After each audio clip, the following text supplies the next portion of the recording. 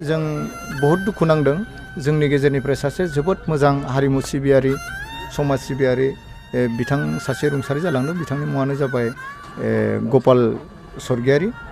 बिथाङा जोंनिफ्राय दिनै आनज्रायलांबाय। बिथाङा सासे जोबोद मोजां दामगिरिमोन, मिउजिशियानमोन। बिथाङा मादालबो जोबोद मोजाङै दामोमोन, खामखौ जोबोद मोजां दामो आरो बायदिसिना दामजुफोरखौ बिथाङा मोजां दामोमोन।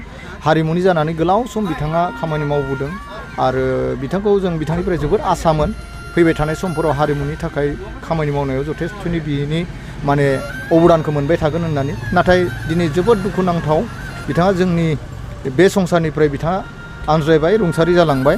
आं बिथांनि जिउमाया जाहाथे सोरगोआव आलो गोजोन जायगा मोनहैथों बेखौ मिजिंथिदों। आं सासे हारिमु सिबियारि हिसाबै आं भेरगाव जिल्ला बिसानि सासे गाहाय नेहाथारि आरो लोगोसे आङो मिरुनिबो सासे नेहाथारि जानानै बिथांनि रुंसारि जानायखौ आं दुखु फोरमायदों आरो जाहाथे बिथांनि जिउमाया सोरगोआव आलो गोजोन जायगा मोनहैयो आरो बिथांनि जिखिना मावना गालांनाय जोंनि गावनि हारिनिल' नङा हारिमु बिथिङाव जेसेबांखिनि खामानि मावनानै गालांबाय बिथांखौ जों अरायबो गोजोरै लाखिनो नाजागोन। बिथांनि मुंखौ जों अरायबो लाखिनो नाजागोन आरो बिथांनि जिखिना बिहोमा होलांनाय बेखौ जोङो गावनि मोनसे मावनायाव बोलो हिसाबै सानना लानानै जों आवगायलांगोन हारिमु सिबिनायाव। बिथांनि न'खरजों जोंबो दुखुखौ समानै जों बानस'नानै लादों।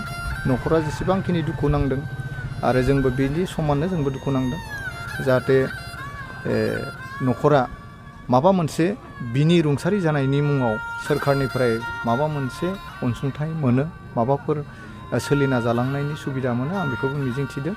आं आरो गोबां बुंनो गोनां दं होननानै आं सानाखै। बिथांनि जिउमायाल' अरायबो सोरगोआव जायगा मोनथों आं बेखौ मिजिंथिबाय। गोजोन्थों।